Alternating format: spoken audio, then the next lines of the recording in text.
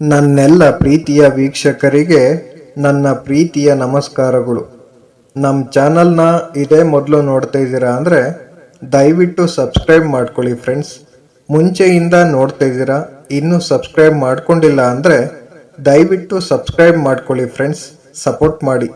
ವಿವೇಕಿಗಳಾದವರು ಜೀವನೋಪಾಯಕ್ಕೆ ದಾರಿ ಇಲ್ಲದ ಮತ್ತು ಯಾರ ಭಯವೂ ಇಲ್ಲದಂತಹ, ನಾಚಿಕೆ ಇಲ್ಲದಂತಹ, ಬುದ್ಧಿ ಇಲ್ಲದಂತಹ ಅಥವಾ ದಾನ ಮಾಡುವ ಗುಣವಿಲ್ಲದ ಜನರು ವಾಸಿಸುವ ದೇಶಕ್ಕೆಂದು ಹೋಗಬಾರದು. ಇದೆಂತಹ ಅದ್ಭುತ ನೋಡಿ! ಮಹಾತ್ಮರ ಕ್ರಿಯೆಗಳು ಬಹಳ ವಿಚಿತ್ರವಾಗಿವೆ. ಅವರು ಐಶ್ವರ್ಯವನ್ನು ತೃಣ ಸಮಾನವಾಗಿ ಬಹಳ ಹಗುರವಾಗಿ ಕಾಣುತ್ತಾರೆ.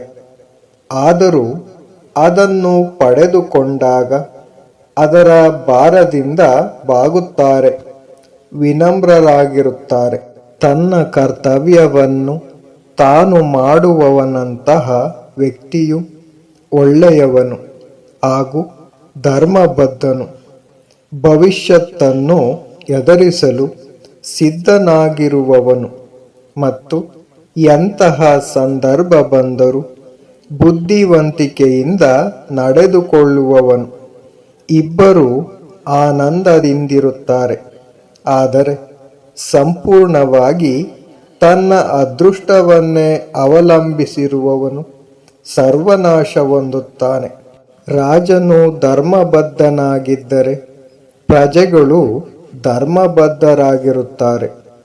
ರಾಜನು ಪಾಪಿಯಾಗಿದ್ದರೆ ಪ್ರಜೆಗಳು ಪಾಪಿಗಳಾಗಿರುತ್ತಾರೆ. ರಾಜನು ಸಾಮಾನ್ಯನಾಗಿದ್ದರೆ ಪ್ರಜೆಗಳು ಸಾಮಾನ್ಯನಾಗಿರುತ್ತಾರೆ. ಒಂದೇ ಮಾತಿನಲ್ಲಿ ಹೇಳಬೇಕೆಂದರೆ ರಾಜನು ಹೇಗಿರುತ್ತಾನೋ ಪ್ರಜೆಗಳು ಆಗಿರುತ್ತಾರೆ. ಧಾರ್ಮಿಕವಾಗಿ ನಡೆಯದವನನ್ನು ನಾನು ಬದುಕಿದ್ದರೂ ಸತ್ತವನಂತೆ ಪರಿಗಣಿಸುತ್ತೇನೆ. ಆದರೆ ಧಾರ್ಮಿಕವಾಗಿ ನಡೆಯುವವನು ನಿಸ್ಸಂದೇಹವಾಗಿ ಸತ್ತ ನಂತರವೂ ಬದುಕಿರುತ್ತಾನೆ. ಬಲಿಷ್ಠನಾದವನಿಗೆ ಭಾರವಾದುದು ಯಾವುದು? ಪ್ರಯತ್ನಿಸುವವರಿಗೆ ಕೈಗೆಟಕದ್ದು ಯಾವುದು? ನಿಜವಾದ ವಿದ್ಯಾವಂತನಿಗೆ ಪರದೇಶ ಯಾವುದು? ಮಧುರವಾಗಿ ಮಾತನಾಡುವವನಿಗೆ ಶತ್ರುಗಳು ಯಾರು? ಮುಂದೆ ಬರಬಹುದಾದ ಕಷ್ಟದ ಸಮಯಕ್ಕಾಗಿ ಹಣವನ್ನು ಉಳಿಸಬೇಕು. ಐಶ್ವರ್ಯವನ್ನೆಲ್ಲ ಬಲಿ ಕೊಟ್ಟಾದರೂ ಸರಿ, ತನ್ನ ಹೆಂಡತಿಯನ್ನು ಕಾಪಾಡಿಕೊಳ್ಳಬೇಕು. ಆದರೆ ತನ್ನ ಹೆಂಡತಿ ಹಾಗೂ ಐಶ್ವರ್ಯವನ್ನು ಬಲಿ ಕೊಟ್ಟಾದರೂ ಸರಿ, ತನ್ನ ಆತ್ಮವನ್ನು ರಕ್ಷಿಸಿಕೊಳ್ಳಬೇಕು.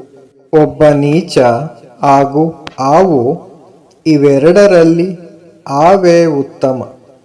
ಏಕೆಂದರೆ ಹಾವು ತನ್ನನ್ನು ಕೊಲ್ಲಲು ಹೋದಾಗ ಮಾತ್ರವೇ ಕಚ್ಚುತ್ತದೆ.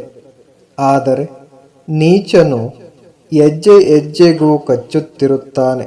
ಭಯಂಕರವಾದ ಆಪ್ತನಿಂದ, ಪರದೇಶೀಯರ ದಾಳಿಯಿಂದ, ಘೋರವಾದ ಬರಗಾಲದಿಂದ ಮತ್ತು ದುಷ್ಟನ ಸಹವಾಸದಿಂದ ದೂರ ಓಡುವವನು ಸುರಕ್ಷಿತವಾಗಿರುತ್ತಾನೆ. ಮೂರ್ಖ ಶಿಷ್ಯನಿಗೆ ಉಪದೇಶ ನೀಡುವುದರಿಂದ, ದುಷ್ಟ ಹೆಂಡತಿಯನ್ನು ಪಾಲಿಸುವುದರಿಂದ ಹಾಗೂ ದುಃಖ ಪೀಡಿತರೊಡನೆ ಅತಿಯಾದ ಸಲಿಗೆಯನ್ನು ಹೊಂದಿರುವುದರಿಂದ ಪಂಡಿತನಾದವನು ಸಹ ದುಃಖಕ್ಕೆ ಒಳಗಾಗಬೇಕಾಗುತ್ತದೆ. Thank you for watching friends.